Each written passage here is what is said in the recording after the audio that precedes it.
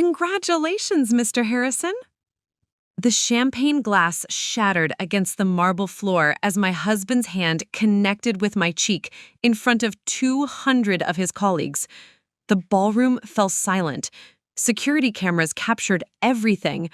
By morning, his promotion was revoked, his career destroyed, and I walked away with the strength I never knew I had. Before we dive back in, let us know in the comments where you're watching from. And if this story resonates with you, don't forget to subscribe, because tomorrow's story is something truly special I can't wait to share. That night at the Grandview Hotel changed everything forever. The crystal chandelier cast golden light across the elegant ballroom as Portland's business elite mingled in their finest attire. The air buzzed with congratulations and champagne toasts. After 12 years of marriage, I should have felt proud watching my husband, Derek Harrison, accept his promotion to regional director at Pinnacle Financial. Instead, I felt invisible, like a shadow trailing behind his success. I had spent the entire afternoon getting ready for this moment. My navy blue dress, the one Derek had specifically requested because it looked professional but not attention-seeking, hung perfectly. My hair was styled in the conservative updo he preferred. Even my makeup was subtle, neutral, exactly how he liked it. I had learned over the years that Derek's approval came with very specific requirements. The ballroom was magnificent. Floor-to-ceiling windows overlooked the Willamette River, and white linen tables adorned with orchids and candles created an atmosphere of sophistication. This was Derek's night, his moment to shine among the partners and executives of Pinnacle Financial. I was there to smile, look supportive, and speak only when spoken to. "Meredith," called out Diane Rothschild, one of the partners' wives, "you must be so proud. Regional director at 38, Derek's really moving up in the world." I smiled the practice smile I'd perfected over 12 years. Yes, we're very excited about the opportunity. But the truth was more complicated. Derek's promotion meant longer hours, more business trips, and increased pressure. It also meant more control over our lives, more demands for perfection, and less tolerance for what he called my emotional outbursts, which were really just moments when I dared to have an opinion. The evening progressed predictably. Derek worked the room like the natural politician he was, charming investors and schmoozing with senior management. I played my role perfectly, the supportive wife who laughed at the right moments, complimented the right people, and never said anything that might overshadow Derek's big night. At dinner, I found myself seated between Harold Brennan, Pinnacle's CEO, and his wife, Claudia. They were kind people who actually seemed interested in what I had to say. When Harold asked about my work at the Riverside Children's Foundation, I lit up. "We just secured funding for a new after-school program," I explained, my voice gaining confidence. "It's going to serve over 300 kids in the Eastside District. We're partnering with local businesses to provide mentorship opportunities, and—" "Meredith," Derek's voice cut through my explanation like a blade. His smile was tight, his eyes warning. "I'm sure Harold doesn't want to hear about your little charity project all night." The table fell quiet. Harold cleared his throat uncomfortably. "Actually, Derek, I think what Meredith is doing sounds fascinating. Community involvement is exactly what we value at Pinnacle." Derek's jaw tightened almost imperceptibly. He hated being corrected, especially in public. I saw the flash of anger in his eyes and knew I'd pay for this later. As the evening wound down, Derek's mood had shifted. The champagne had loosened his tongue, and his charm was wearing thin. During the formal presentation, when CEO Harold Brennan called Derek to the stage to accept his new position, Derek's acceptance speech was confident, bordering on arrogant. "This promotion represents not just my dedication to Pinnacle Financial, but my commitment to excellence in every aspect of my life. Success requires discipline, control, and the ability to manage all elements of your personal and professional sphere." The applause was polite but measured. I noticed a few executives exchanging glances. Derek's words had an edge that made people uncomfortable, though they couldn't quite put their finger on why. After the ceremony, we mingled near the bar. Derek was telling a group of junior associates about his vision for the regional office when I excused myself to the restroom. When I returned, I overheard Derek talking to his colleague, James Whitmore. The key to success, Derek was saying, is making sure everyone knows their place. At work, at home, hierarchy matters. When people step out of line, you have to remind them who's in charge. Something cold settled in my stomach. The way he said it, the casual cruelty in his tone, made me realize this wasn't just about business philosophy. As the night wound down, I made what I thought was a harmless comment. During the final toast, as we all raised our glasses to Derek's success, I turned to Claudia Brennan and said, "I'm just grateful Derek's hard work is finally being recognized. I know how much this means to him." It was innocent, supportive even, but Derek's head snapped toward me, his face darkening. "What did you just say?" he hissed, his voice low but audible to those nearby. "I said I'm proud of your hard work." "You said finally being recognized," Derek interrupted, his champagne glass trembling in his hand. "Like I haven't been appreciated before? Like I needed your validation?" The group around us began to shift uncomfortably. Harold and Claudia Brennan were watching now, along with several other couples. I could feel eyes turning towards us, conversations quieting. "Derek, I didn't mean. You never mean anything, do you, Meredith?" His voice was rising now, the champagne and adrenaline mixing into something dangerous. "Sir," Harold Brennan stepped forward, "perhaps we should—" "Don't tell me how to handle my wife." Derek snapped, his control finally slipping completely.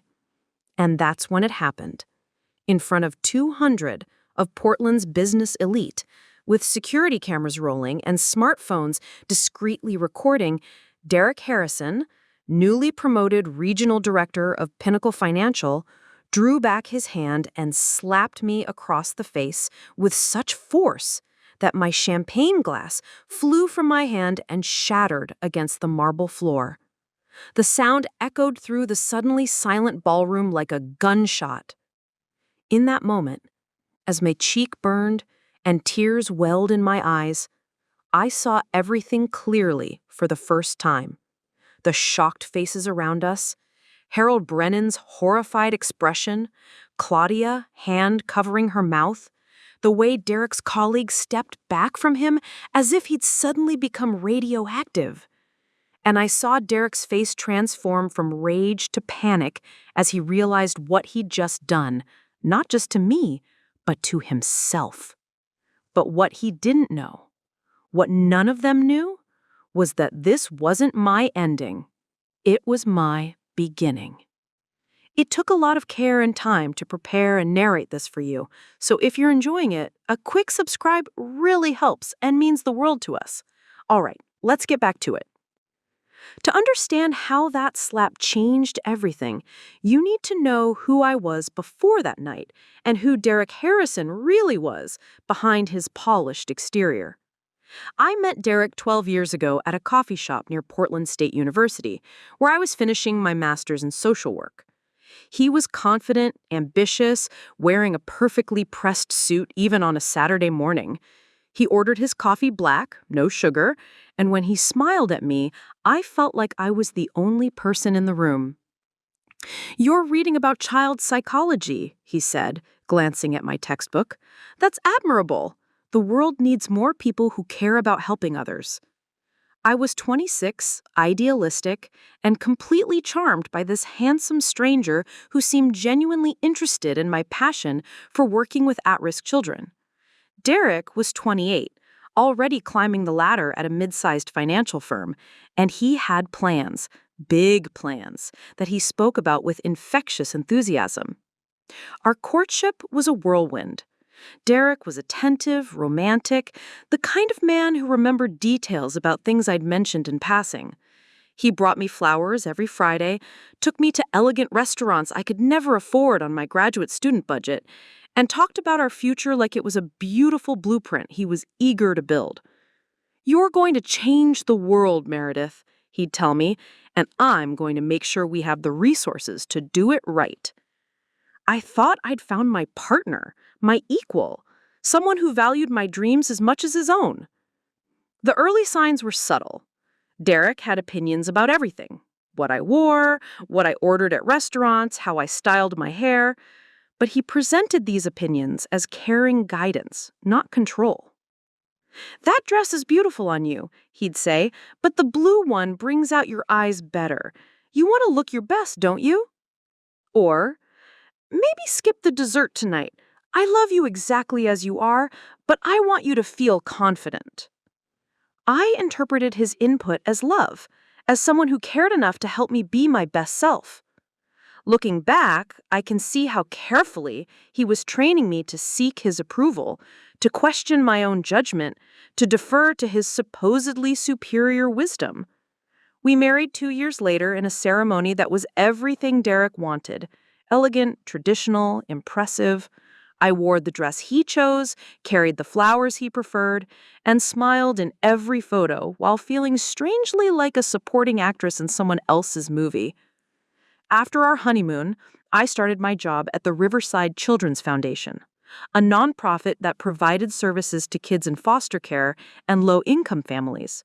It was my dream job, meaningful work that made me feel like I was making a real difference in the world. Derek was supportive at first. He'd ask about my day, listen to my stories about the kids I was helping, and even attend an occasional fundraising event. But as his own career demands increased, his support began to feel more like tolerance. "How was your day at the charity?" he'd ask, the word charity carrying just a hint of condescension. "It's a foundation," I'd correct him, "and it was good. We helped place 3 kids in permanent homes this week." That's nice, sweetheart. Real nice. Hey, I need you to pick up my dry cleaning tomorrow and make sure dinner's ready by 7. The Hendersons are coming over to discuss the Morrison account. Gradually, my work became less important than his work. My schedule became secondary to his schedule. My dreams became hobbies that were tolerated as long as they didn't interfere with Derek's ambitions. The first time Derek raised his voice at me was 3 years into our marriage. I had forgotten to make a reservation at his preferred restaurant for a client dinner, and he erupted with a fury that shocked me. "How could you be so careless?" he shouted, his face red with anger. "Do you have any idea how important this client is to my career? Do you even care about our future?" I apologized profusely, called every restaurant in the city until I found one that could accommodate us, and spent the rest of the evening walking on eggshells. The next morning, Derek brought me flowers and apologized. "I'm sorry I raised my voice," he said, looking genuinely remorseful. "The pressure at work is getting to me. You know I'd never hurt you, right? You're the most important thing in my life." I forgave him immediately. Everyone has bad days, I told myself. He was under stress. It wouldn't happen again. But it did happen again. And again. The pattern became predictable. Derek would lose his temper over something small. I would apologize and fix whatever was wrong. He would apologize with flowers or gifts, and we'd pretend everything was fine. The verbal outbursts became more frequent and more personal. I was careless, thoughtless, embarrassing. I didn't think before speaking, didn't understand the pressures he was under, needed to be more supportive. I began to edit myself constantly. I thought before I spoke, weighed every word, anticipated his reactions. I became an expert at reading his moods, adjusting my behavior to avoid triggering his anger. My friends started to notice the changes. Sarah Chen, my closest friend from graduate school, would invite me to girls' nights that I'd have to decline because Derek had plans for us. When I did manage to see friends, I found myself making excuses for Derek's behavior, defending decisions that I wasn't even sure I agreed with. "You seem different," Sarah told me once over coffee. "Quieter, like you're constantly worried about something." "I'm fine," I insisted. "Just busy with work, and Derek's career is really taking off, so there's a lot going on." But I wasn't fine. I was disappearing piece by piece into the image of the perfect wife that Derek required me to be. At work, I threw myself into my projects with renewed intensity. The Riverside Children's Foundation became my sanctuary, the one place where I felt competent and valued. I developed new programs, wrote successful grant proposals, and built relationships with families that reminded me why this work mattered. My supervisor, Janet Morrison, was a strong woman in her 50s who had built the foundation from nothing. She became something of a mentor to me, though I never told her what was happening at home. "You have real leadership potential, Meredith," Janet would tell me. "You should consider pursuing some administrative training. I could see you running your own program someday, maybe even your own organization." Those words meant everything to me, even though I knew Derek would never support the time commitment that kind of advancement would require.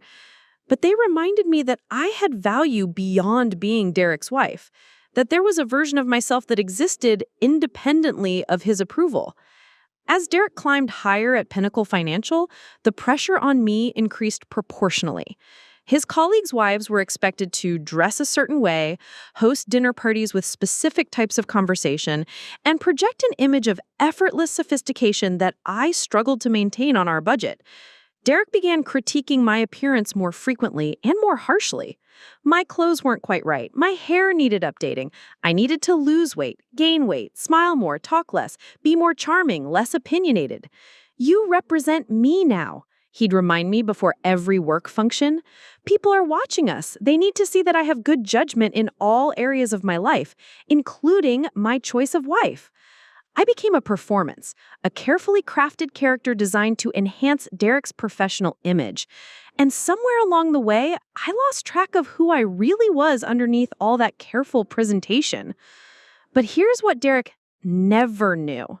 What I was building quietly while he was busy molding me into his perfect accessory, I was keeping detailed records of everything, every conversation, every criticism, every incident when his anger crossed the line from disappointment into something darker. I told myself I was just journaling, processing my feelings. But deep down, I think I knew I was gathering evidence. Evidence that someday, somehow, I might need to prove who Derek Harrison really was behind his charming public facade. The night of his promotion party, I had been Derek's wife for 12 years. I had supported his career, endured his criticism, and slowly erased myself to make room for his ambitions. But I had also been quietly preparing for something I couldn't yet name, something that would require me to remember who I was before I became Mrs. Derek Harrison. That slap in front of 200 witnesses wasn't just the end of Derek's career. It was the beginning of mine. The transformation from caring husband to controlling tyrant didn't happen overnight. It was a slow burn, like a frog in gradually heating water, where each new level of control seemed like just a small step from the last. The first major incident happened during our 4th year of marriage. I had been invited to speak at a statewide conference about innovative approaches to child welfare. It was a huge honor, 3 days in Seattle, presenting research I'd developed at Riverside, networking with professionals from across the Pacific Northwest. Janet Morrison had personally recommended me, and I was thrilled. When I told Derek about the opportunity over dinner, his fork paused midway to his mouth. "3 days?" he asked, his voice carefully neutral. "That's a long time to be away." "It's a career opportunity," I explained, excitement bubbling over. "They want me to present the family reunification program we developed. Derek, this could really put Riverside on the map and maybe open doors for—" "What about the Pinnacle Spring Gala? That's the same weekend." I felt my stomach drop. I had completely forgotten about the gala, an annual event where Derek needed to make appearances with key clients and their wives. In previous years, I'd spent weeks preparing for it, getting my hair done, buying the right dress, memorizing names and conversation topics. "Could you go without me this one time?" I asked carefully. "I mean, you'll be networking anyway, and this conference is really important for my career." Derek set down his fork and looked at me like I'd suggested he attend the gala naked. "Meredith," he said slowly, "you know how these events work. Spouses are expected. It looks strange when someone shows up alone, especially someone in my position.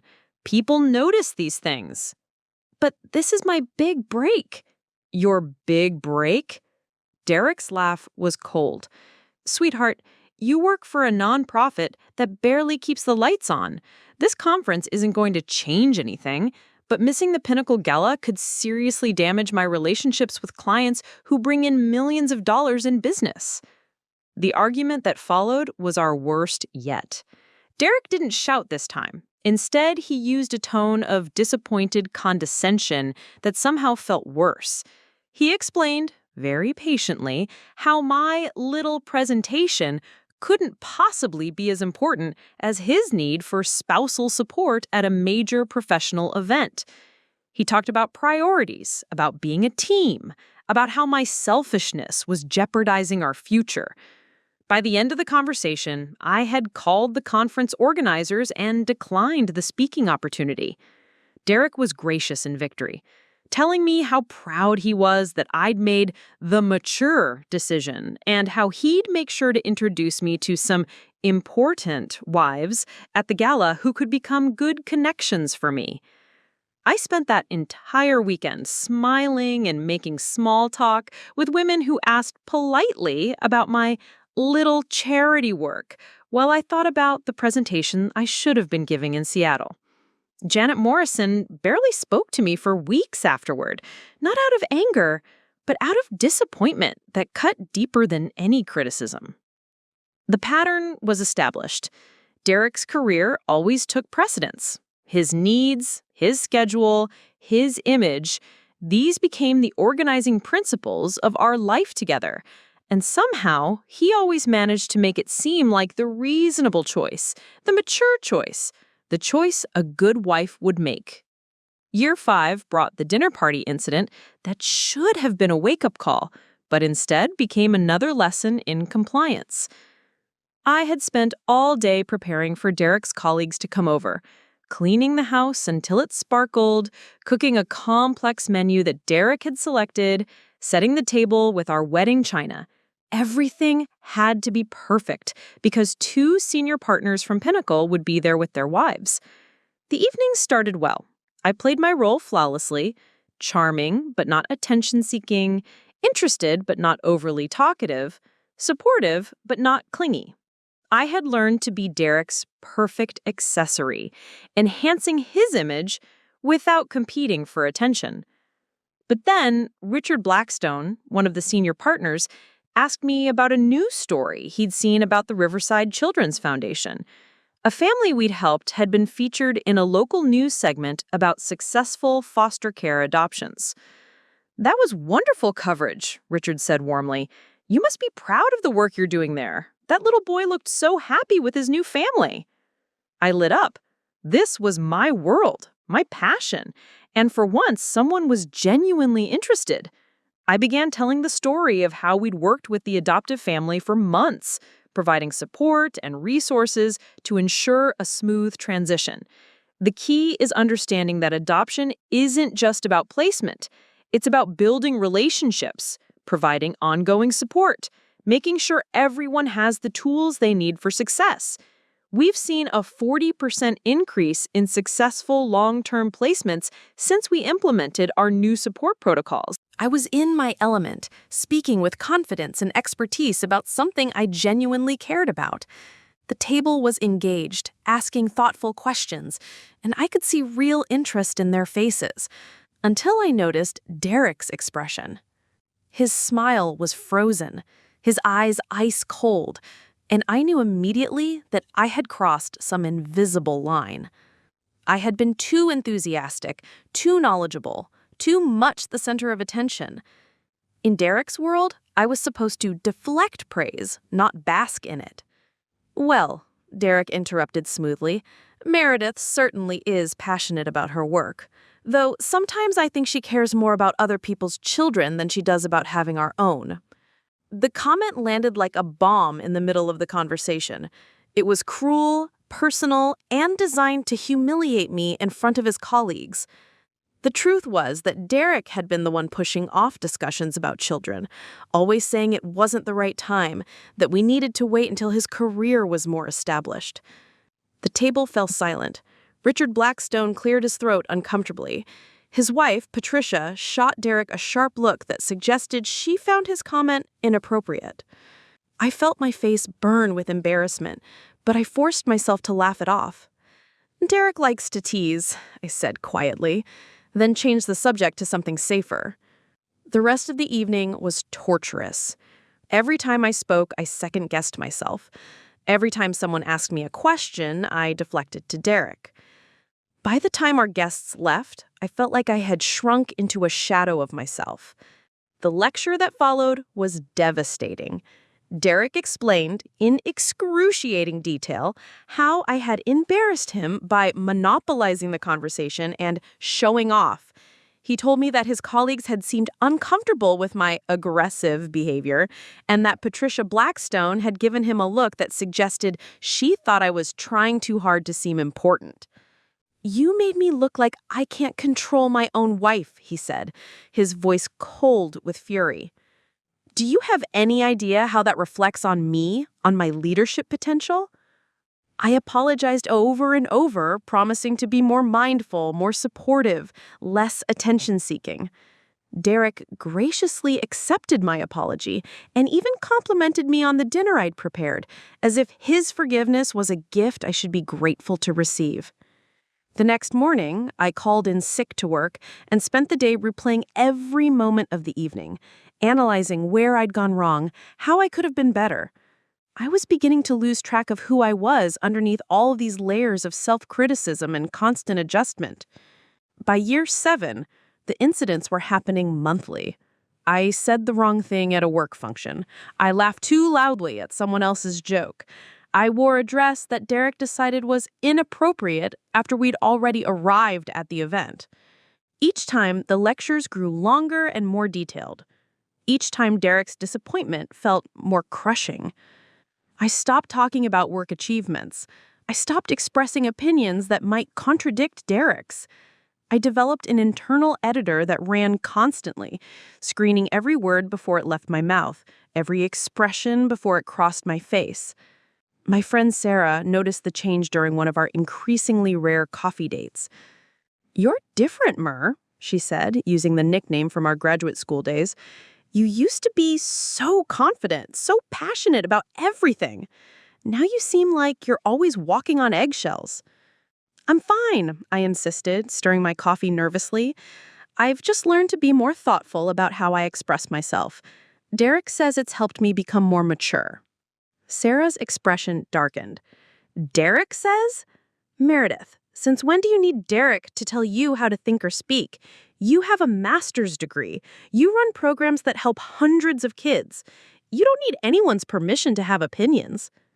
I wanted to explain, to make her understand that it wasn't about permission, it was about being a good partner, about supporting Derek's career, about being considerate of his needs.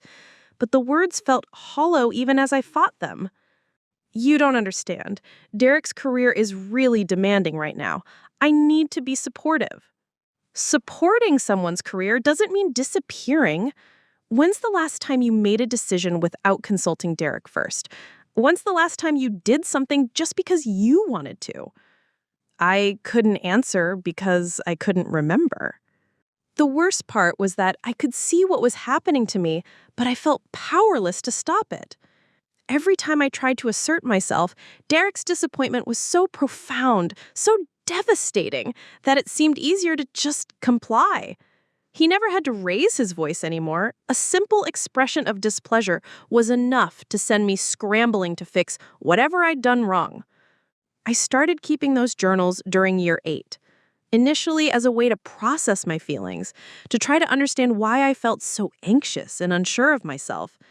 But as I wrote, patterns emerged that I couldn't ignore. Page after page of incidents where Derek had corrected, criticized, or controlled some aspect of my behavior. Page after page of me apologizing for things that, in the clear light of written words, didn't seem like mistakes at all. I wrote about the time Derek threw away my favorite sweater because he said it made me look frumpy, about how he'd gradually taken over all our financial decisions because I was too emotional about money, about the way he monitored my phone calls and always had an opinion about which friends I should and shouldn't see. Writing it all down was like holding up a mirror to my life and seeing the reflection clearly for the first time in years. But seeing the problem and knowing how to fix it were two entirely different things. By the time Derek received his promotion to regional director, I had become a perfectly calibrated wife, supportive but not competitive, attractive but not attention-seeking, intelligent but not threatening. I had learned to anticipate his needs, avoid his triggers, and present exactly the image he required. I thought I had found the balance that would keep us both happy. I had no idea that the higher Derek climbed, the more control he would need, and I certainly didn't realize that success would only amplify the worst parts of his personality until the night when all that careful control would finally, explosively slip away. The promotion announcement came on a Tuesday morning in March. Derek burst through our front door at 10:47 a.m., still wearing his suit from the morning meeting, his face flushed with excitement and something that looked dangerously close to euphoria. "I got it," he announced, his voice carrying a triumphant edge I'd rarely heard before. "Regional director. They just made it official." I was standing in our kitchen, still in my pajamas with a cup of coffee halfway to my lips, when Derek swept me into a spinning hug that nearly sent my mug flying across the room. "Derek, that's wonderful," I managed, genuinely excited for him despite everything. This promotion had been his obsession for 18 months, the golden ring he'd been reaching for through countless late nights, political maneuvering, and strategic relationship building. "Wonderful doesn't begin to cover it," Derek said, setting me down but keeping his hands on my shoulders. His eyes had an intensity that made me slightly uncomfortable. "This isn't just a promotion, Meredith. This is validation. This is proof that everything I've been doing, every sacrifice we've made, every decision I've had to make about our priorities, it was all worth it." The way he said every decision sent a small chill through me. Derek had a way of rewriting history, of framing his control over our life as mutual sacrifices we'd both agreed to make. "There's going to be a celebration," Derek continued, beginning to pace around our kitchen island. "A formal dinner at the Grandview Hotel this Saturday. All the partners will be there, their wives, the entire executive team. This is my introduction to the inner circle, Meredith. This is where I prove I belong at the top." I could see the wheels turning in Derek's mind, already planning every detail of the evening, every conversation he'd need to have, every impression he'd need to make.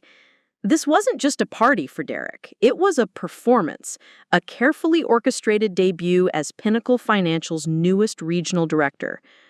"What do you need me to do?" I asked, falling automatically into my role as supporting cast member in Derek's career advancement. Derek's smile broadened, and for a moment, he looked like the charming man I'd fallen in love with 12 years ago. "I need you to be perfect," he said simply. "Not that you aren't always, but this night, everything has to be flawless." Over the next 4 days, Derek's excitement transformed into an obsessive attention to detail that bordered on manic. He made lists: what I should wear, how I should style my hair, which topics were appropriate for conversation, which people I should make sure to speak with, and which I should politely avoid. "Remember," Derek coached me on breakfast on Wednesday, "Patricia Blackstone can be a little chatty about her charity work. Be interested, but don't get drawn into a long conversation about it. Harold Brennan likes to ask personal questions. He thinks it makes him seem approachable. Answer honestly, but keep it brief.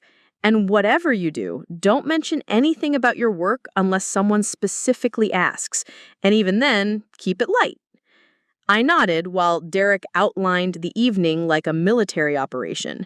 Every detail mattered because every detail would be scrutinized by people who could influence Derek's future at Pinnacle Financial. Thursday brought shopping for the perfect dress. Derek had specific requirements: elegant but not flashy, expensive looking but not ostentatious, flattering but not attention-grabbing. We spent 6 hours going through 3 different department stores before finding a navy blue cocktail dress that met Derek's approval. "Perfect," he said, watching me model it in the fitting room mirror. "Sophisticated, professional, but still feminine. You look exactly like the kind of wife a regional director should have." The comment should have felt like a compliment, but something about the phrasing made me feel like a prop in Derek's career theater. Friday evening, Derek outlined the guest list for me, providing detailed background on everyone who would be attending. Harold Brennan, the CEO, would be there with his wife Claudia. All 5 senior partners would attend with their spouses. The other regional directors, Derek's new peers, would be present to welcome him into their ranks.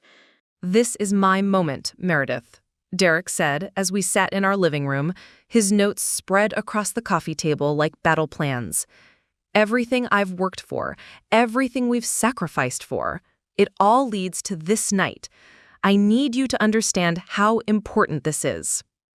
"I understand," I assured him, though something about Derek's intensity was making me increasingly nervous. He seemed wound tighter than I'd ever seen him, like a spring compressed to its breaking point. "Do you?" Derek's eyes fixed on mine with unsettling focus. Because I've seen colleagues stumble at moments like this. They get the promotion, they think they've made it, and then they get careless.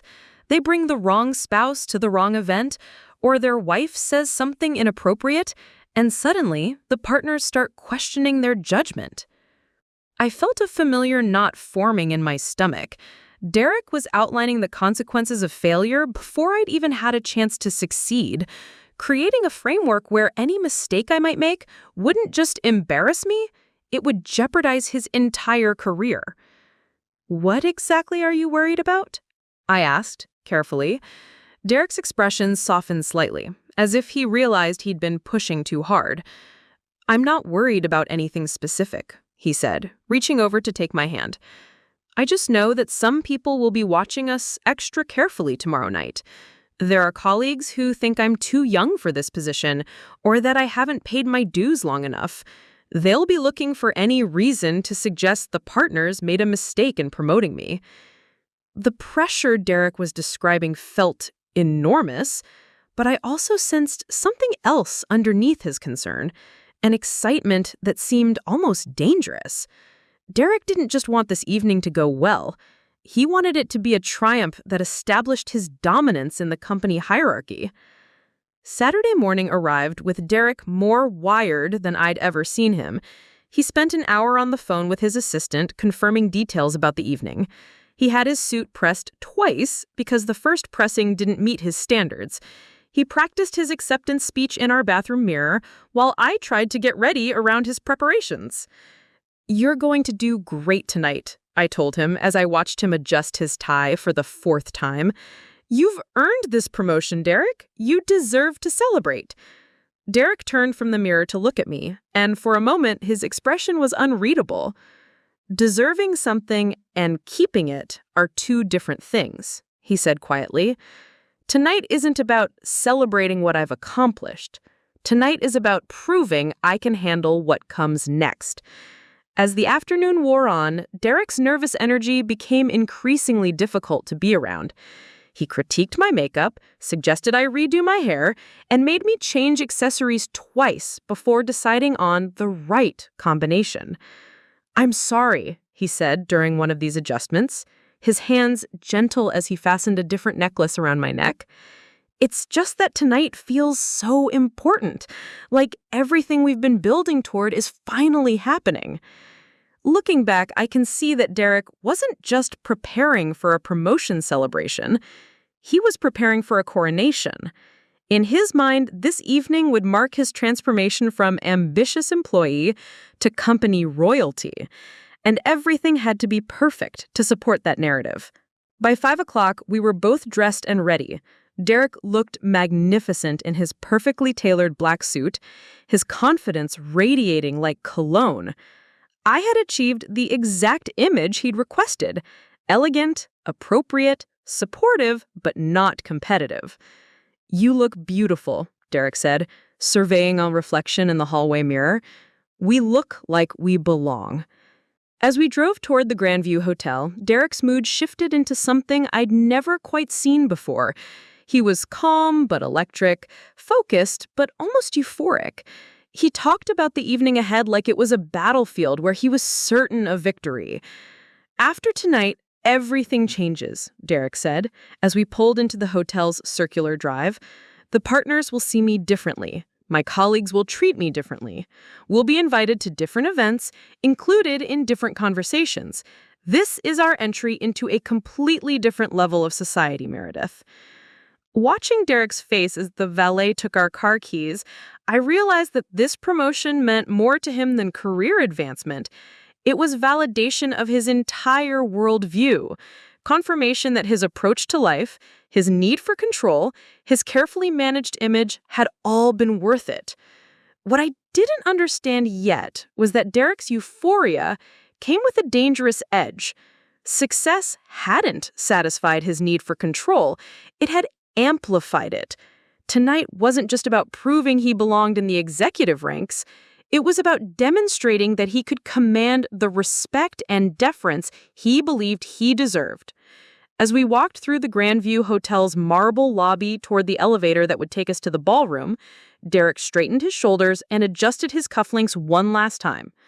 "Remember," he said quietly, as the elevator doors closed, "tonight, we're not just Derek and Meredith Harrison. Tonight, we're Regional Director Derek Harrison and his wife. Everything we do reflects on that title." The elevator climbed toward the ballroom, carrying us toward an evening that Derek saw as his ultimate triumph. What he didn't know was that his need to control every aspect of that triumph, including me, would be exactly what destroyed it. As the doors opened onto the elegant reception area, Derek took my arm and guided me toward the sound of conversation and clinking glasses. His grip was firm, proprietary, confident. He had no idea he was walking into the last night of his career. The ballroom was everything Derek had dreamed it would be. Crystal chandeliers casting warm light over linen-draped tables, the city's skyline glittering through floor-to-ceiling windows, and the soft murmur of Portland's business elite engaged in the kind of conversations that built empires and destroyed careers in equal measure. Derek was in his element from the moment we entered. He worked the room with the precision of a chess master, moving from group to group with calculated charm. I watched him transform before my eyes, from the anxious man who'd spent days obsessing over every detail, into the confident executive he'd always believed himself to be. "Derek!" Harold Brennan's voice boomed across the reception area as he approached with his wife Claudia. "There's our new regional director. How does it feel to finally be running the Northwest Territory?" Derek's smile was radiant as he shook Harold's hand. "It feels like coming home," he replied smoothly, "like everything in my career has been leading to this moment." I stood slightly behind Derek, playing my assigned role perfectly, smiling warmly, looking appropriately proud, saying just enough to be engaging without drawing attention away from Derek's moment. It was a dance I'd performed countless times before, but tonight the stakes felt higher, the spotlight brighter, the margin for error smaller. The cocktail hour proceeded exactly as Derek had choreographed. He introduced me to key partners and their wives, each interaction brief and purposeful. I made appropriate small talk with Claudia Brennan about her recent vacation to Tuscany, complimented Patricia Blackstone on her elegant emerald necklace, and listened with practiced interest as Margaret Fleming described her daughter's wedding preparations. "Your husband is quite impressive," Claudia confided to me during a quiet moment, while Derek spoke to a group of junior executives. "Harold's been watching his progress for years. He says Derek has the kind of strategic mind that could take him all the way to the executive suite." I felt a flush of genuine pride. Whatever our personal struggles, Derek was truly exceptional at his work. His intelligence was undeniable, his dedication absolute, and his results spoke for themselves. He's worked incredibly hard for this, I replied, watching Derek gesture animatedly as he explains some complex financial strategy to his captive audience. I don't think I've ever seen him as happy as he is tonight. And it was true. Derek was glowing with an energy I'd rarely seen before. Confidence mixed with vindication, ambition tempered by the satisfaction of achievement. This was Derek at his absolute peak. And for a moment, I allowed myself to feel proud of both his success and my role in supporting it. Dinner was announced at 8 o'clock, and Derek escorted me to our assigned table near the front of the ballroom. We were seated with two other regional directors and their wives, along with senior partner Richard Blackstone and his wife Patricia. It was clearly a placement designed to welcome Derek into the upper echelons of company hierarchy. The conversation during the first course was perfectly pleasant.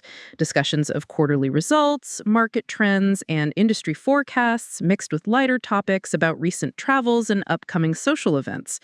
Derek was charming and knowledgeable, contributing insights that made the senior partners nod approvingly. I navigated the evening's social requirements with the skill of 12 years' practice. I asked thoughtful questions about Patricia Blackstone's art collection, shared an amusing story about a recent fundraising event at Riverside, and laughed at Richard's dry humor without being too enthusiastic. Everything was proceeding exactly as Derek had planned. Then came the moment when everything began to unravel. During the main course, Richard Blackstone turned to me with genuine interest. Meredith, I've been meaning to ask about your work at the Children's Foundation. Claudia mentioned you've developed some innovative programs there. What exactly do you do? It was an innocent question, the kind of polite inquiry that happened at every business dinner I'd ever attended. But I could feel Derek tense beside me. His fork paused midway to his mouth. Oh, it's really not that interesting, I began, falling into my usual pattern of deflection. Nonsense, Richard insisted warmly. I'm genuinely curious. Community involvement is something we value highly at Pinnacle. Tell me about these programs. I glanced at Derek, seeking permission through a lifetime of trained responses. His smile was tight, but he nodded almost imperceptibly. I was being given permission to answer, but with clear boundaries. Well, I began carefully. I work primarily with family reunification services. We help children in foster care transition back to their biological families when it's safe and appropriate. That must be challenging work, Patricia chimed in. How do you determine when it's safe for a child to return home? The question hit directly at my area of expertise, and despite my caution, I felt myself warming to the topic. It's incredibly complex, I explained, my voice gaining confidence. We've developed a comprehensive assessment protocol that looks at multiple factors: parental progress in addressing the issues that led to removal, family dynamics, support systems, environmental safety factors. Richard leaned forward, clearly engaged. That sounds quite sophisticated. How long does the process typically take? It varies dramatically depending on the circumstances, I continued, feeling more animated as I discussed work that genuinely mattered to me. Some families can reunify within 6 months if the issues were situational, job loss, temporary housing instability, things like that. But cases involving substance abuse or domestic violence can take years of intensive intervention. I was speaking with authority and passion about something I truly understood, and the table was responding with genuine interest. Patricia Blackstone asked about success rates, Richard inquired about funding challenges, and even Derek's colleague Michael Chen joined the conversation with thoughtful questions about how social services and legal systems coordinated. For 10 minutes, I was the center of attention at a table full of influential people who were treating me as an expert rather than just Derek's wife. I felt alive in a way I hadn't experienced in years, remembering what it was like to be valued for my knowledge and expertise rather than my ability to enhance someone else's image. But as the conversation continued, I became increasingly aware of Derek's silence beside me. His body language was rigid, his smile frozen, and when I caught his eye, there was something cold and dangerous in his expression. Meredith certainly is passionate about her work, Derek interjected suddenly, his tone carrying an edge that made everyone at the table pause. Sometimes I think she cares more about other people's children than having our own. The comment landed like ice water thrown across the warm conversation. It was cruel, personal, and completely inappropriate for the setting. Worse, it was designed to undermine me precisely when I'd been gaining respect and recognition. Patricia Blackstone's eyebrows rose in surprise. Richard cleared his throat uncomfortably. The other wives exchanged glances that suggested they found Derry's comment shocking. "Derek," I said quietly, trying to laugh it off, "that's not—" "It's true, though, isn't it?" Derek continued, his voice taking on that familiar tone of disappointed authority. "You spend 60 hours a week at that place, working late nights and weekends, bringing home files and case studies. When do we ever talk about our own future, our own family?" I felt heat rising in my cheeks as Derek continued his public dissection of our private life. This wasn't just inappropriate. It was humiliating, and it was happening in front of people whose opinions could shape Derek's entire career. "I think," Richard Blackstone said carefully, "that Meredith's dedication to her work is admirable. Community service reflects well on—" "Of course it's admirable," Derek interrupted, his control beginning to slip. "But there's a difference between community service and obsession. There's a difference between helping others and neglecting your own responsibilities." The table had gone completely silent now. Even conversations at nearby tables seemed to have quieted, as if people sensed the tension radiating from our corner of the ballroom. I sat frozen, my face burning with embarrassment and something deeper. A growing anger that Derek would choose this moment, this venue, this audience to publicly attack me for the very passion and competence that had just earned me genuine respect. "Maybe we should change the subject," Patricia suggested gently, clearly trying to rescue the situation. But Derek wasn't finished. The pressure of the evening, the weight of his expectations, the need to reassert control, it was all building towards something that felt increasingly dangerous. "You're right," Derek said to Patricia, but his eyes never left mine. "This isn't the time or place to discuss how my wife prioritizes her time." The word wife carried a weight of possession and control that made my skin crawl. In front of a table full of his colleagues, Derek was reminding everyone, and especially me, exactly what my role was supposed to be. I looked around the table at faces that ranged from uncomfortable to appalled. These were successful, sophisticated people who understood professional dynamics, and they were clearly disturbed by what they were witnessing. Patricia Blackstone looked genuinely concerned. Richard's expression had shifted from confusion to disapproval. And in that moment, sitting in that elegant ballroom surrounded by crystal and candlelight and the murmur of Portland's elite, I realized that Derek's mask had finally slipped in front of the wrong audience. He had been so focused on controlling me that he'd forgotten to control himself. And that miscalculation was about to cost him everything. The rest of dinner passed in strained silence, broken only by the most superficial pleasantries. I could feel eyes on us from other tables, could sense the subtle shift in energy that suggested our scene had been noticed beyond our immediate group. Derek seemed oblivious to the damage he'd caused, apparently believing he'd successfully reasserted his authority. But I could see the truth in the expressions around our table, in the way conversations avoided our end of the room, in the polite but distant way people began to treat both of us. As dessert was cleared and the formal program began, I sat in my chair feeling like a volcano on the verge of eruption. 12 years of accumulated resentment, years of systematic diminishment, and now this public humiliation in front of people I'd actually been connecting with. It was all building towards something I couldn't yet name, but could feel approaching like a storm. Derek had wanted this night to establish his position in Pinnacle's hierarchy. Instead, he had just planted the seeds of his own destruction. The formal program began with Harold Brennan taking the stage to address the gathered crowd.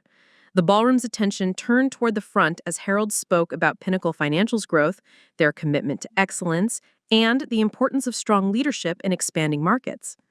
Derek sat straighter in his chair, his earlier tension forgotten as he prepared for his moment of recognition.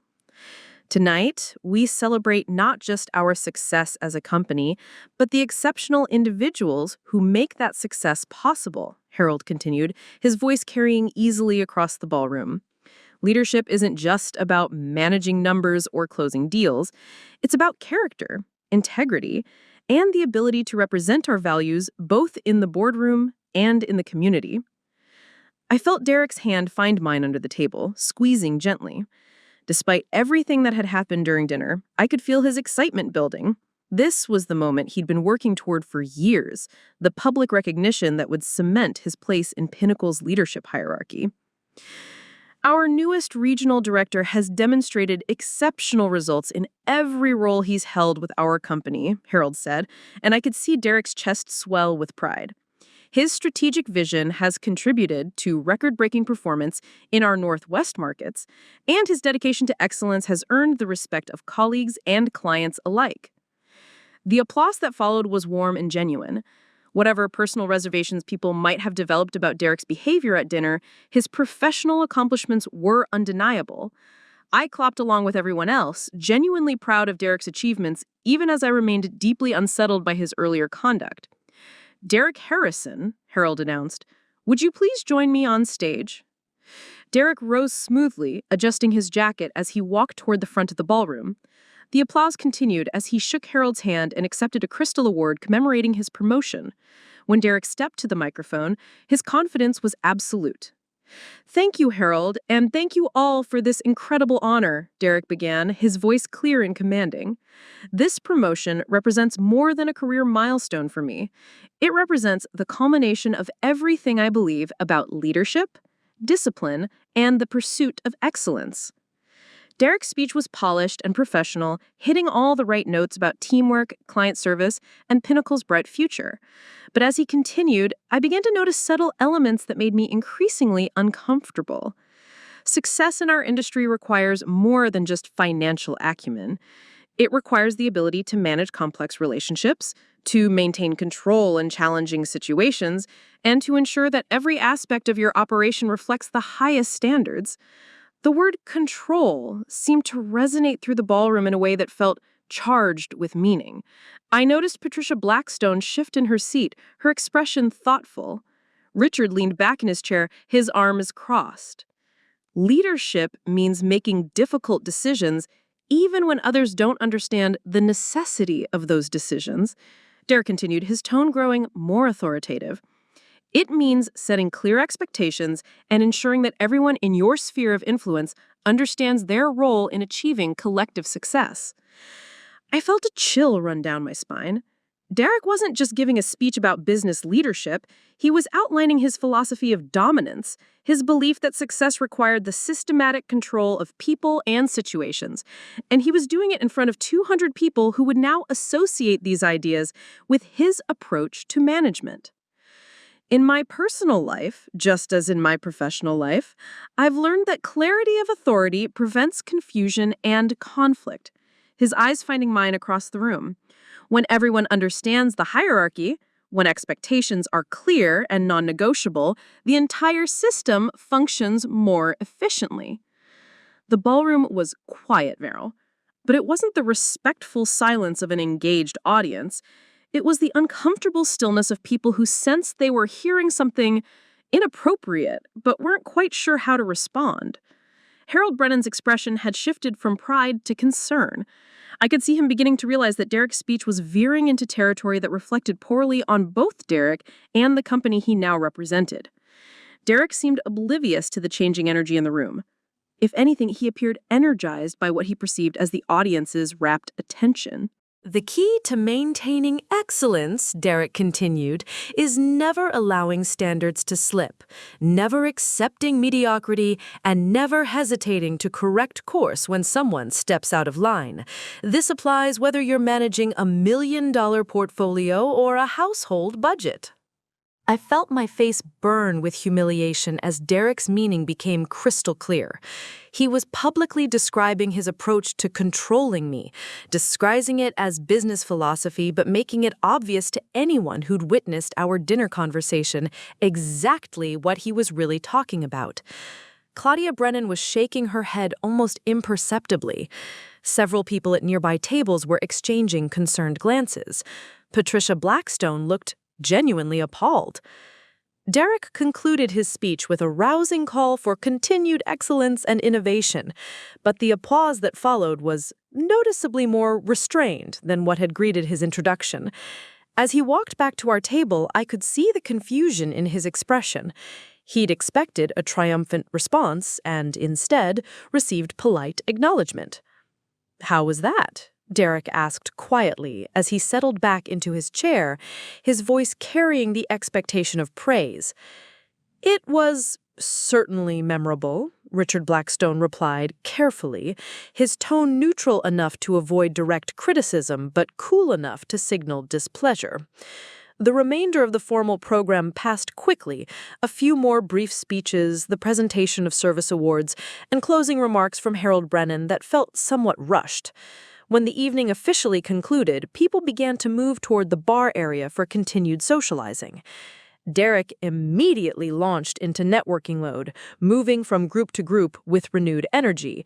But I noticed that conversations seemed shorter than they had earlier in the evening, that people's smiles appeared more forced, that colleagues who had been warm and engaging before now seemed to be maintaining professional distance. I found myself standing alone near the windows, watching Derek work a room that was gradually growing less receptive to his charms. The city lights below seemed peaceful compared to the tension I could feel building in the ballroom. "Are you all right, dear?" Claudia Brennan appeared beside me, her voice gentle but concerned. "That was quite an interesting speech your husband gave." I didn't know how to respond. Agreeing would feel disloyal to Derek, but denying the obvious would insult Claudia's intelligence. "Derek's very passionate about excellence," I said finally, choosing my words carefully. Claudia studied my face for a moment before speaking again. "You know, in my 30 years of marriage to Harold, I've learned that there's a difference between passion for excellence and a need to control others. The first one builds people up. The second one tears them down." Her words hit me like a physical blow, not because they were cruel, but because they were true. Claudia had identified exactly what I had been unable to articulate about Derek's behavior, the difference between high standards and domination. Before I could respond, Derek appeared at my side, his arms sliding around my waist in a gesture that looked affectionate but felt possessive. "Claudia," Derek said warmly, "I hope you enjoyed the evening. This has been such an incredible opportunity to connect with everyone." "It's certainly been enlightening," Claudia replied, tone diplomatically neutral. "If you'll excuse me, I should find Harold. We have an early morning tomorrow." As Claudia walked away, Derek's grip on my waist tightened slightly. "What were you two talking about?" he asked, his voice casual but with an undertone that suggested the question wasn't optional. "Just general conversation about the evening," I replied, feeling increasingly suffocated by Derek's presence. "Good," Derek said, his smile not reaching his eyes. "It's important that you make the right impression on the partner's wives. They'll be evaluating whether you're the kind of spouse who enhances my position or creates complications." The casual cruelty of Derek's comment, reducing me to a strategic asset to be evaluated for my utility, finally pushed me past my breaking point. I had spent the entire evening watching Derek systematically destroy the respect I'd earned through my own expertise, publicly humiliate me in front of his colleagues, and deliver a speech that essentially outlined his philosophy of domination. And now he was telling me that I needed to prove my worth to other people's wives. "Derek," I said quietly, "I think we should go home. It's been a long evening." Derek's expression hardened. "We're not going anywhere. The real networking happens after the formal program ends. This is when I solidify relationships with the people that matter. I'm tired," I said, my voice carrying a note of finality that Derek wasn't accustomed to hearing from me. "You're tired?" Derek's voice rose slightly, drawing glances from nearby conversations. "Meredith, this is the most important night of my career, the most important night of our lives, and you want to leave because you're tired." I could feel eyes turning toward us again, could sense that we were once more becoming the center of unwanted attention. Derek seemed to realize it too because his voice dropped to a harsh whisper. You will not embarrass me by leaving early. You will stay here, smile, and do whatever it takes to support my success tonight. And tomorrow, we're going to have a very serious conversation about your priorities and your attitude. Derek's words felt like a final ultimatum, a demand for absolute submission disguised as a request for spousal support. As I stood there in that elegant ballroom surrounded by the sound of civilized conversation and the clink of crystal glasses, I realized that Derek wasn't just asking me to stay at a party. He was demanding that I surrender completely to his vision of what our marriage should be, a relationship where his needs, his career, his image took precedence over everything else, including my dignity, my autonomy, and my sense of self. For 12 years, I had been gradually accommodating Derek's increasing demands for control. I had given up career opportunities, edited my opinions, monitored my behavior, and systematically erased pieces of myself to fit his requirements. But standing there in that ballroom, watching Derek's face as he waited for my compliance, I finally understood something that had taken me more than a decade to see clearly. This wasn't a marriage. It was a hostage situation. And I was done being a hostage. Something shifted in me at that moment, like a switch being flipped after years of being stuck in the wrong position. Standing there in that elegant ballroom with Derek's ultimatum hanging in the air between us, I felt a clarity I hadn't experienced in over a decade. No, I said quietly. The word came out so simply, so naturally, that for a moment neither of us quite processed what had happened. Derek's face showed confusion rather than anger, as if he couldn't quite believe he'd heard me correctly. "What did you say?" he asked, his voice carefully controlled, but with an edge that suggested he was giving me an opportunity to correct myself. I said no, Derek. My voice was steadier now, stronger. I'm not staying here to be evaluated by other people's wives like I'm some kind of acquisition you need to justify. I'm not going to stand here and smile while you network with people who are clearly uncomfortable with the way you've behaved tonight. And I'm certainly not going to let you threaten me with consequences for having the audacity to be tired after you've spent the evening publicly humiliating me. Derek's face was flushing red now, but I could see something else beneath his anger. Fear. He was beginning to realize that he had miscalculated badly, that his attempt to assert dominance had instead created a scene that was rapidly spiraling beyond his control. "You're making a scene," he hissed, glancing around at the faces that were now openly watching our confrontation. "People are staring." "Good," I said, surprised by my own calmness. "Let them stare. Let them see what happens when someone finally stands up to Derek Harrison's need to control everyone and everything around him." The ballroom had grown noticeably quieter, though people were pretending not to listen while obviously hanging on to every word. Harold Brennan was making his way across the room toward us, his expression concerned. Patricia Blackstone had stepped closer, her face showing a mixture of alarm and what looked like admiration. Derek seemed to sense that he was losing control of the situation entirely. His carefully constructed image was cracking in front of the very people he most needed to impress, and his usual tactics for managing me were failing spectacularly. "If you don't stop this right now," Derek threatened, his voice low but shaking with barely contained rage, "you're going to regret it. We'll talk about this at home, and you'll understand exactly how serious this is." The threat that would have silenced me just hours earlier now had the opposite effect. Instead of cowering, I felt myself grow even more resolute. "Are you threatening me, Derek?" I asked, my voice clear enough that everyone within 20 feet could hear. "Are you actually threatening your wife in front of your colleagues because she dared to disagree with you?" Derek's hand shot out and grabbed my arm, his fingers digging into my skin hard enough to bruise. It was a gesture meant to force compliance, to physically assert the dominance that his words had failed to establish. "You will not embarrass me like this," Derek said through gritted teeth, his grip tightening. "You will apologize to me right now, and then we will go home and discuss your behavior like adults." But Derek had made a critical error. By grabbing me, by by resorting to physical intimidation in front of a room full of witnesses. He had crossed a line that even his most sympathetic colleagues couldn't ignore. "Take your hands off me," I said clearly, making no attempt to lower my voice. "Take your hands off me right now." The entire ballroom seemed to freeze. Conversations stopped mid-sentence. People turned openly to stare at us. Harold Brennan quickened his pace, his face darkening with concern and something that looked like anger. Derek seemed to realize his mistake, but it was too late. His grip loosened, but the damage was done.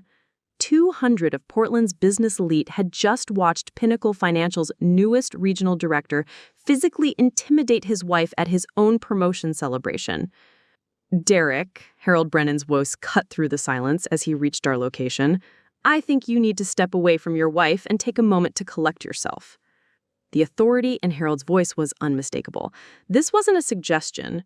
It was an order from Derek's boss, delivered in front of an audience that included every person who mattered in Derek's professional world.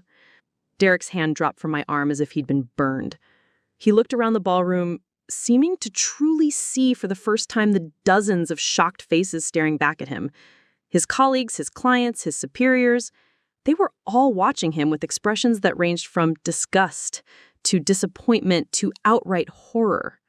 "Harold," Derek began, his voice taking on a desperate quality I'd never heard before. "This is just a misunderstanding. Meredith is feeling overwhelmed by the evening, and I was just trying to—" "No explanation necessary," Harold interrupted, his tone cold and final. "What I just witnessed speaks for itself."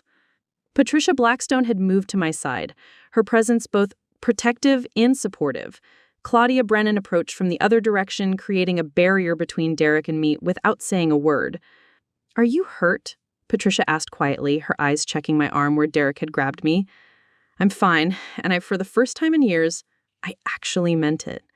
I felt bruised, but not broken, shaken, but not defeated. If anything, I felt more alive and more myself than I had in over a decade." Derek seemed to be grasping for some way to salvage the situation, some explanation that would restore his image and his authority. But there was no coming back from what people had just witnessed. You can't unsee a man physically intimidating his wife. You can't unhear the threats and ultimatums. You can't pretend that the mask hasn't slipped completely off. "Meredith," Derek said, his voice now pleading rather than commanding, "please, let's go home and talk about this privately. This isn't the place for—" "You're right," I interrupted, my voice calm and clear. "This isn't the place for you to threaten and intimidate your wife. This isn't the place for you to give speeches about the importance of controlling other people. This isn't the place for you to demonstrate exactly the kind of person you really are when you think no one important is watching." I turned to Harold Brennan, who was watching the exchange with an expression that suggested he was rapidly reassessing everything he thought he knew about Derek's character.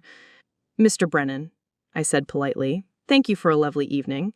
I hope you'll understand that I need to leave now." Harold nodded grimly. "Of course. Would you like someone to escort you to your car?" "That's very kind, but I can manage. I've been managing on my own for longer than I realized."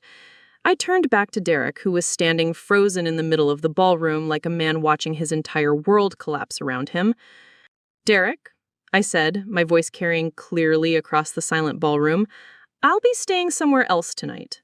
And tomorrow, you and I are going to have that serious conversation you mentioned. But it won't be about my priorities or my attitude.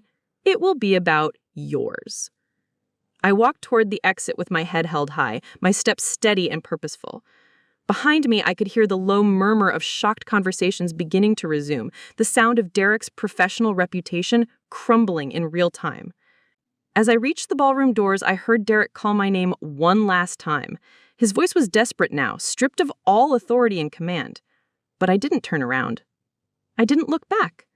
For the first time in 12 years, I was walking away from Derek Harrison's control, and for the first time in my adult life, I was walking toward a future that belonged entirely to me. The elevator doors closed behind me with a soft ding, carrying me away from the ballroom where Derek's career had just imploded. As I descended toward the lobby, I felt something I hadn't experienced in over a decade, the absence of fear. I wasn't afraid of Derek's anger anymore. I wasn't afraid of his disappointment or his threats or his lectures about my failures as a wife. I wasn't afraid of what people would think or what consequences I might face.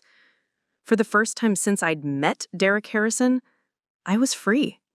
And that freedom felt like the most precious thing I'd ever possessed. The phone started ringing at 6:47 a.m. the next morning. I knew it was Derek without even looking at the caller ID. The desperate, insistent pattern of rings followed by immediate redialing was characteristic of someone whose carefully constructed world had just imploded. I was sitting in my friend Sarah's guest bedroom, still wearing the navy blue dress from the night before, watching the sunrise paint Portland skyline in shades of gold and pink. Sarah had opened her door without question when I'd appeared at midnight, her spare room ready as if she had been expecting this moment for years. The phone rang again. This time, Derek left a voicemail. "Meredith, please call me back. I know you're upset, but we need to talk about this like adults. What happened last night? I was under a lot of pressure, and I may have handled things poorly. But walking out on me in front of my colleagues, that was completely unacceptable. Call me." I deleted the message without finishing it. Sarah knocked softly on the bedroom door, entering with 2 cups of coffee and an expression that managed to be both concerned and fiercely protective. "How are you feeling?" she asked, settling into the chair by the window. "Free," I said, surprising myself with the honesty of the answer. "Terrified, but free." Sarah studied my face carefully. "What happened last night, Mer?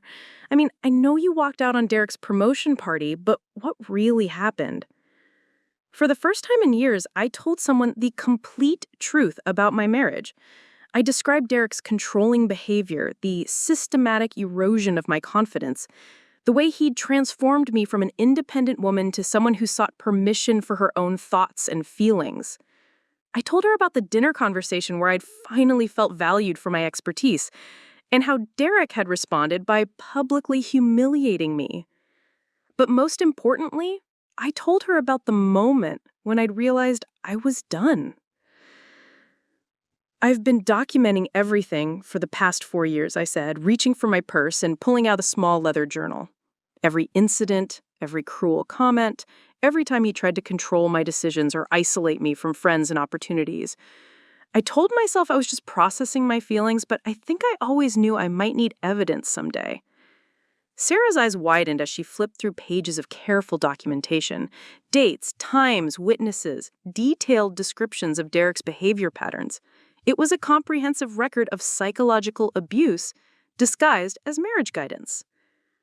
"Meredith," Sarah said quietly, this is extensive. How long have you been planning to leave him?" "I don't think I was consciously planning anything," I replied, but my subconscious was apparently preparing for this moment long before my conscious mind was ready to accept it.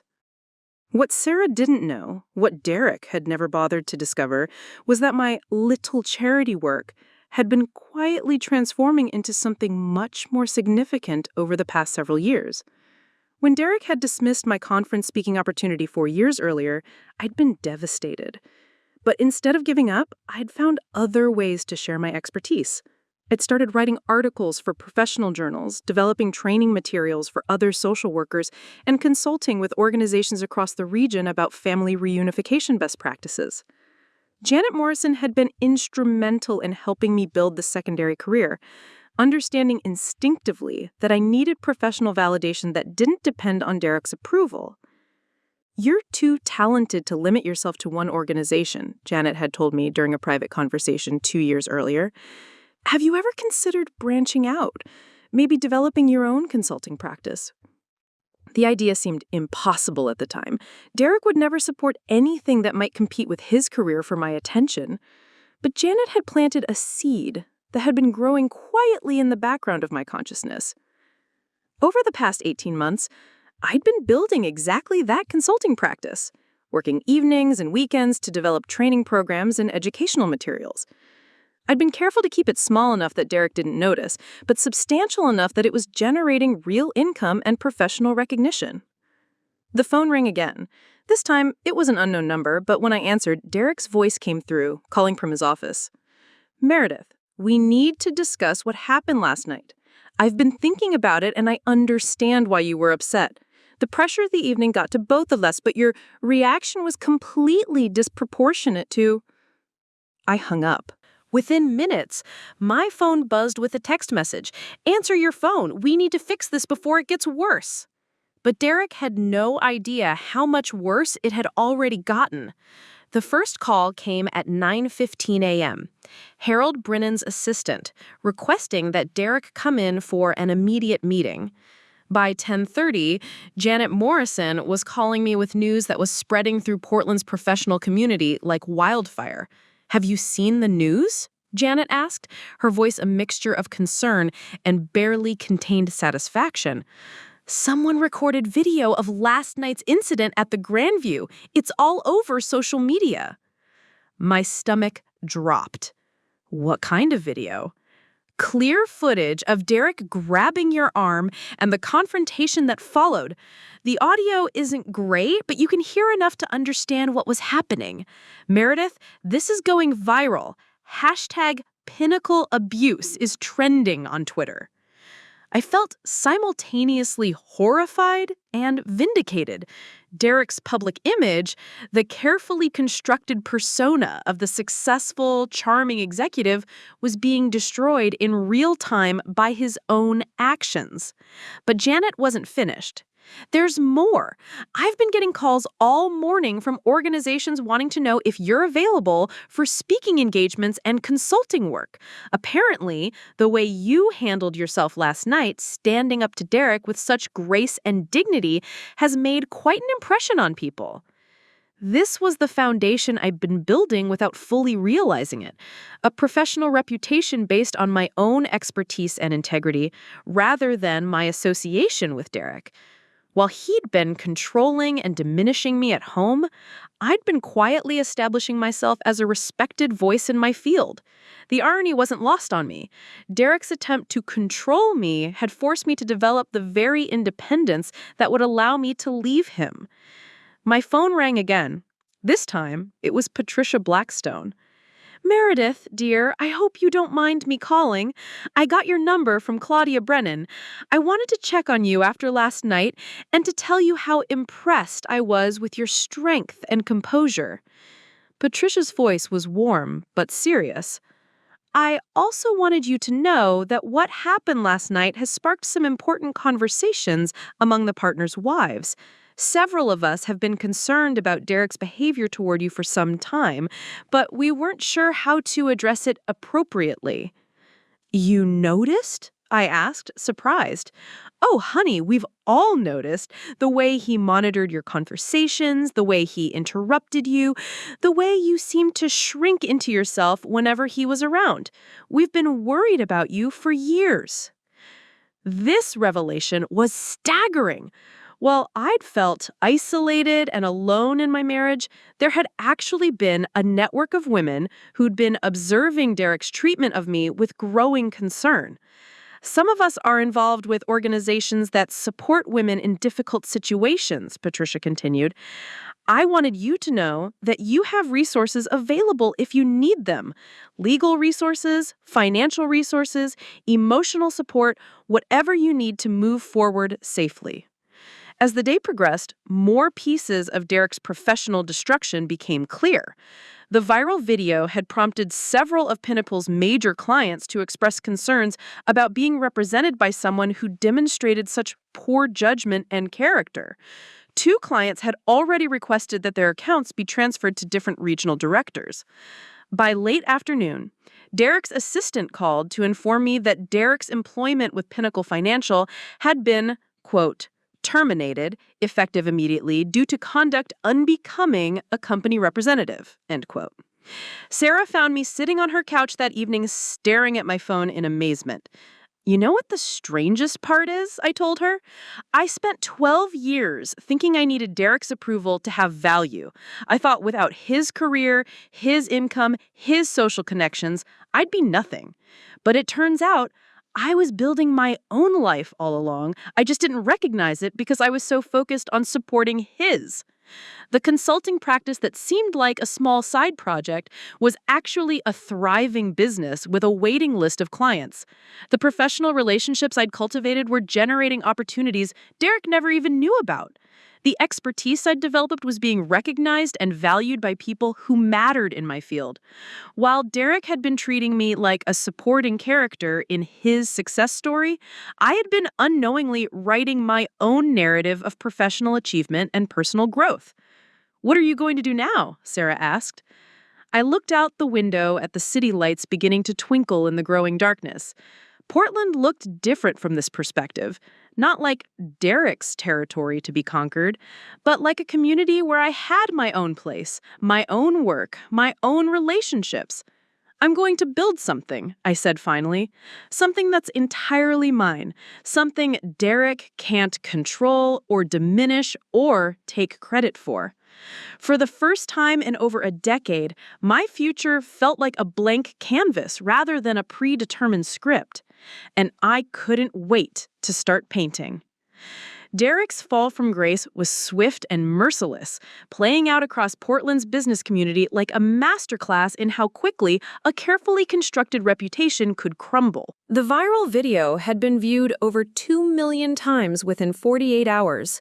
Local news stations picked up the story, framing it as a cautionary tale about workplace behavior and domestic abuse. Derek Harrison, who had spent years building an image as a polished, successful executive, was now nationally known as the man who'd publicly intimidated his wife at his own promotion party. I watched the destruction unfold from Sarah's guest room with a mixture of satisfaction and genuine shock at the speed of Derek's professional annihilation. His LinkedIn profile, which had been a monument to his achievements just days earlier, was now flooded with comments ranging from professional disappointment to outright condemnation.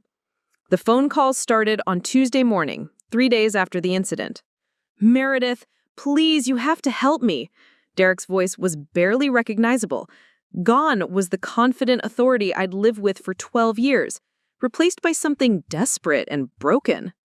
"The video makes everything look worse than it was. You know I'm not an abuser. You know I was just stressed about the promotion." I almost felt sorry for him. Almost. "Derek," I said calmly, "the video shows exactly what happened. You grabbed me, you threatened me, and you did it in front of 200 people because I dared to disagree with you. There's nothing to explain away." "But you're my wife," Derek said, as if that fact somehow negated everything that had transpired. "You're supposed to support me, especially when I'm going through a crisis. This is when I need you most." The audacity was breathtaking. Even in the midst of facing consequences for his own actions, Derek was still trying to make his problems my responsibility to solve. "I supported you for 12 years. I gave up conferences, career opportunities, and pieces of myself to support your ambitions, but I won't support you in covering up the truth about how you've treated me." Derek's tone shifted to one I'd heard countless times before, the frustrated parent explaining obvious facts to a stubborn child. "Meredith, you're not thinking clearly. You're angry, and I understand that.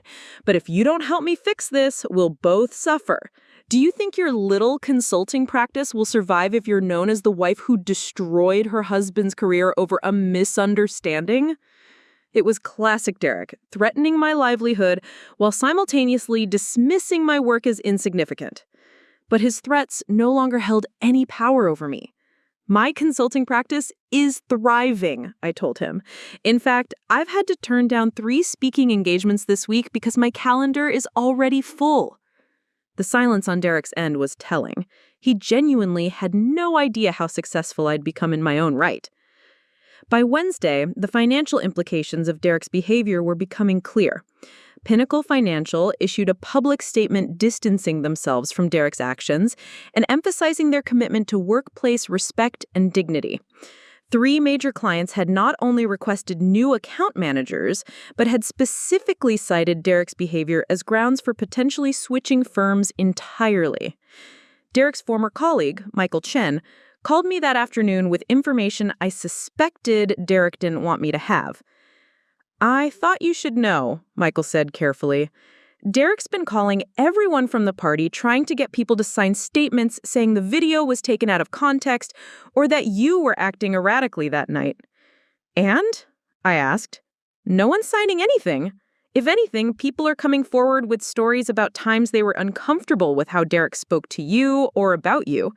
Patricia Blackstone told HR that she had witnessed Derek being controlling toward you at multiple company events over the years. This was perhaps the most devastating blow to Derek's narrative. He'd always counted on people's politeness and social discomfort to keep his behavior from being questioned. But the public nature of the promotion party incident had given others permission to speak about what they had observed privately. There's something else, Michael continued. Derek's been telling people that you're having some kind of mental breakdown, that you've been unstable for months, and he's been trying to protect you. He's trying to frame this as him being the victim of a mentally ill spouse.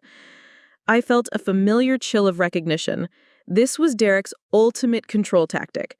When he couldn't dismiss my concerns or intimidate me into compliance, he attacked my credibility by questioning my mental state. But this time, his strategy backfired spectacularly. Janet Morrison called me Thursday morning with an update that left me speechless. The story Derek's been telling about your supposed instability has reached some interesting ears. Specifically, it reached Claudia Brennan, who shared it with her husband. Harold Brennan, it turned out, had been conducting his own investigation into Derek's character and fitness for leadership after the promotion party incident. Derek's attempts to discredit me had provided Harold with exactly the information he needed to make some difficult decisions.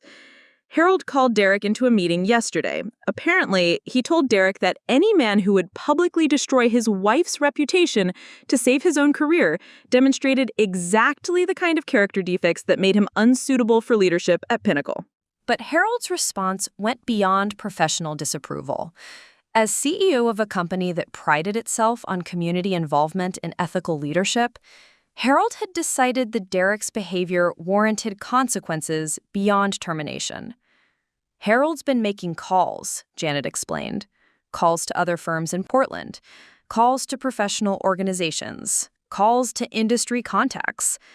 Derek's going to find it very difficult to find comparable employment in this city. The blacklisting was informal, but effective. In Portland's relatively small financial community, Harold Brennan's opinion carried enormous weight. Word was spreading that Derek Harrison was a liability, someone whose poor judgment and character issues made him unsuitable for positions of responsibility. By Friday, Derek's desperation had reached new heights. He showed up at Sarah's house at 7 p.m. looking haggard and desperate in a way I'd never seen before. Sarah answered the door, but didn't invite him in. I could hear their conversation from the living room. "I need to speak with my wife," Derek said, his voice carrying the authority he was accustomed to having respected. "Meredith doesn't want to see you. And frankly, after what I've learned about how you've treated her, I don't want you on my property." "This is none of your business," Derek snapped, his composure finally cracking completely. "Meredith is my wife, and we need to resolve this privately. You don't understand the full situation." "I understand enough," Sarah said. "I understand that you spent 12 years systematically breaking down someone I care about. I understand that you publicly humiliated and physically intimidated her when she finally stood up to you. And I understand that you're here because your career is over and you think she's going to save you." Derek's voice rose to a shout. "She's destroying my life. I gave her everything. A beautiful home, financial security, social status, and she's repaying me by ruining my reputation over one bad night." I walked to the front door, standing behind Sarah for support, but facing Derek directly. "I didn't give you anything, Derek," I said calmly. "You gave yourself a wife-shaped accessory that you could control and manipulate to enhance your image.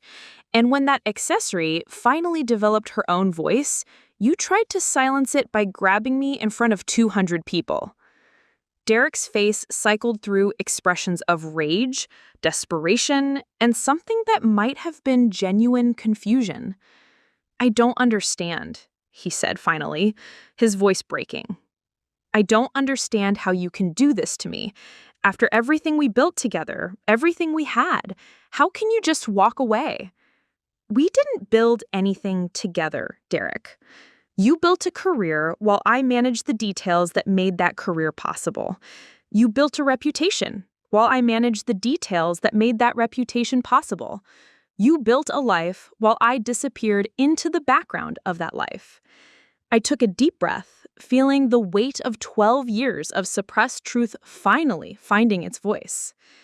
"The only thing I built during our marriage was the strength to eventually leave it. And apparently, I built that well enough to survive what you're going through right now." Derek stared at me for a long moment, as is seeing me clearly for the first time in years. Perhaps he was finally understanding that the woman he'd married, the one who'd been passionate, independent, and strong enough to challenge him, had never actually disappeared. She'd just been buried under years of systematic diminishment, and now she was back. "This isn't over," Derek said, his voice carrying more exhaustion than threat. "Yes, it is," I replied.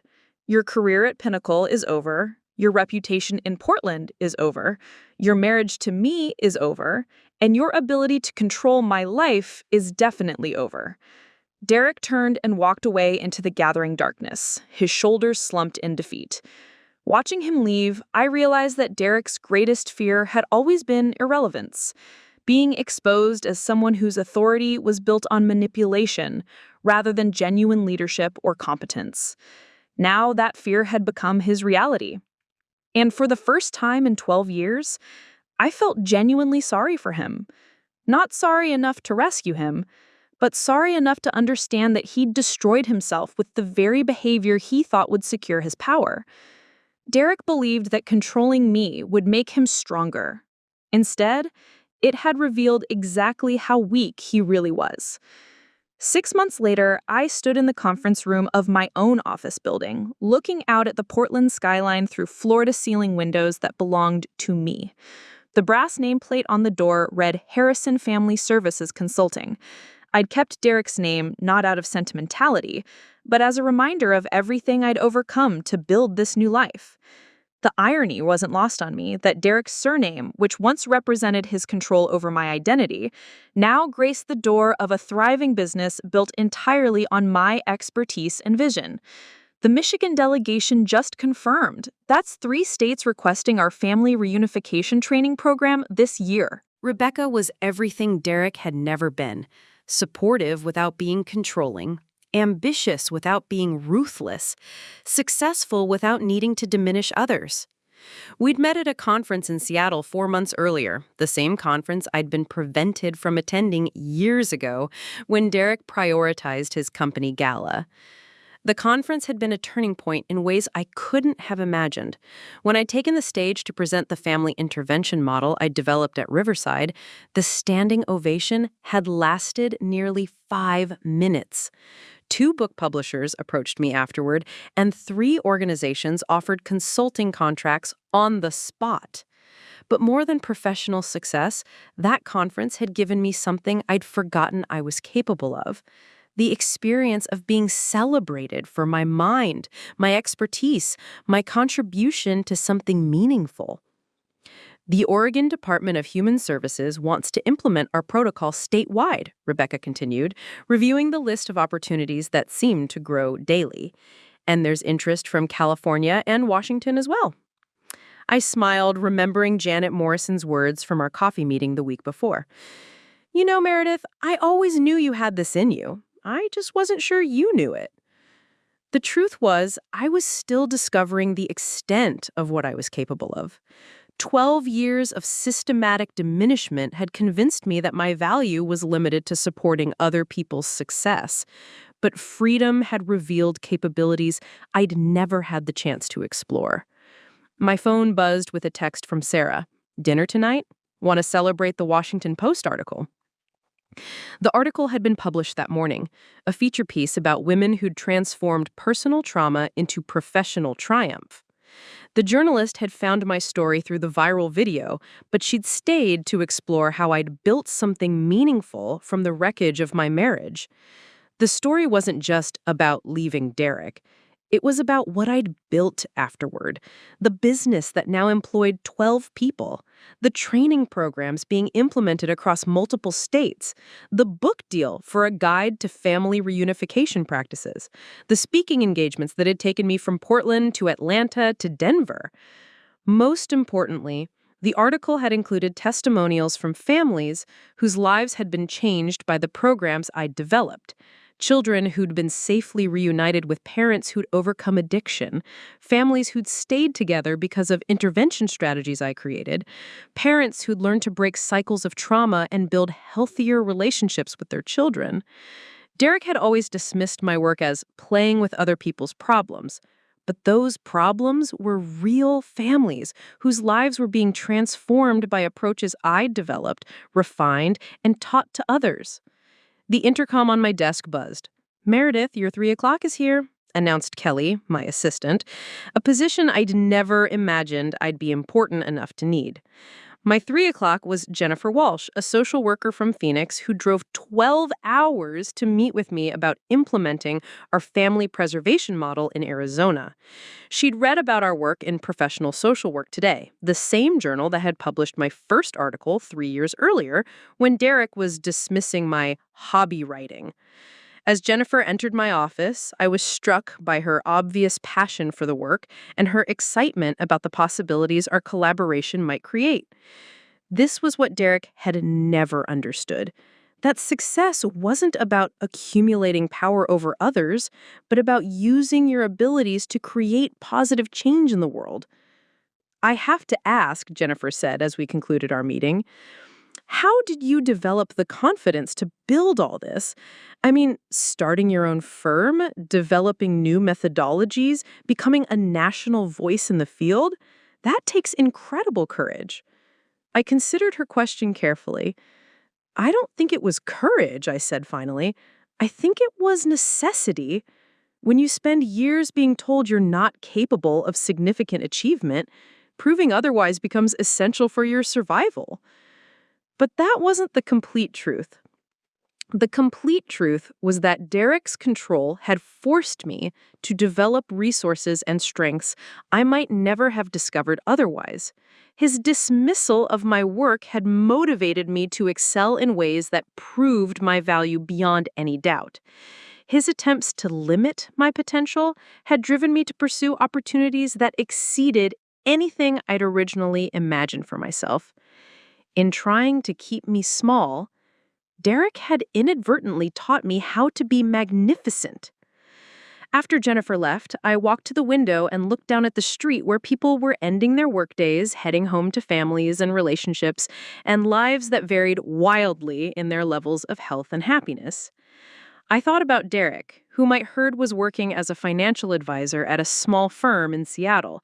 A significant step down from his former position, but apparently the only opportunity he'd been able to find after his professional reputation collapsed.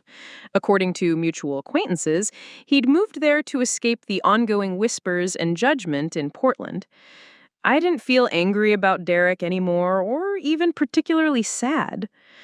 What I felt was something closer to gratitude, not for the abuse, but for the strength it had forced me to develop, and for the clarity that had come from finally understanding the difference between a relationship and a hostage situation.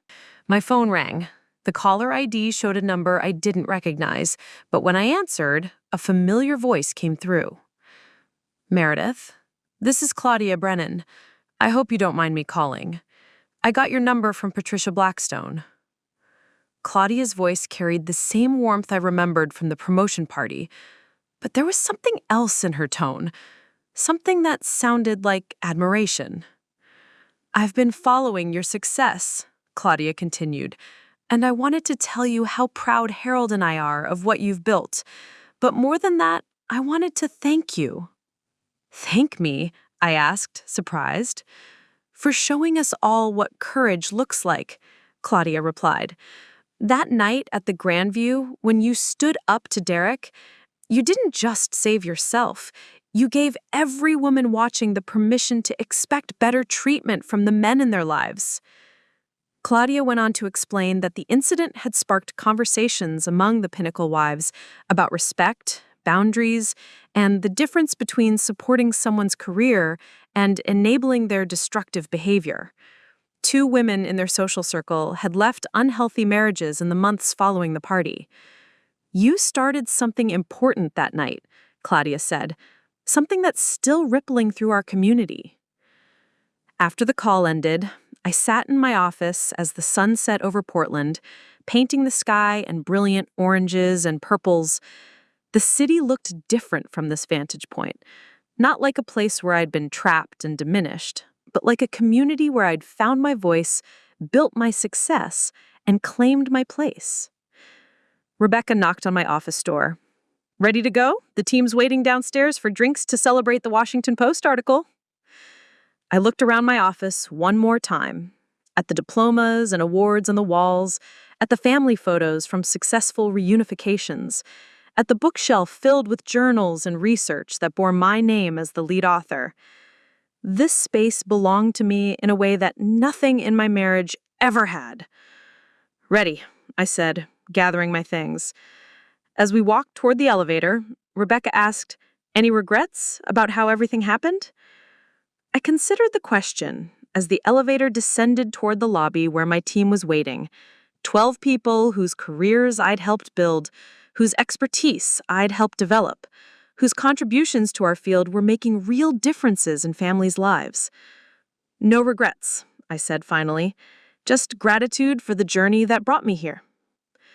The elevator doors opened, revealing my colleagues gathered in the lobby, people who valued my leadership, respected my expertise, and celebrated my success without needing to diminish me to feel better about themselves.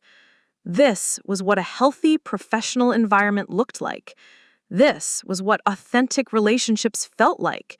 This was what it meant to be valued for who you were, rather than how well you served someone else's ego.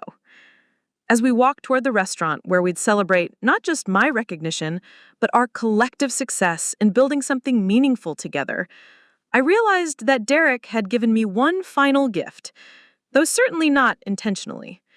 He'd shown me exactly who I didn't want to be, and in doing so, he'd freed me to become exactly who I was meant to be. The woman walking through downtown Portland that evening was not the same person who'd sat by a trash can at the Grandview Hotel 6 months earlier. She was stronger, more confident, more purposeful, and infinitely more free. She was the woman I'd always been, finally given permission to exist without apology. And she was just getting started. Coming up next, you'll see 2 more stories we handpicked just for you. If this one struck a chord, you're gonna love what's next. Tap to keep the journey going.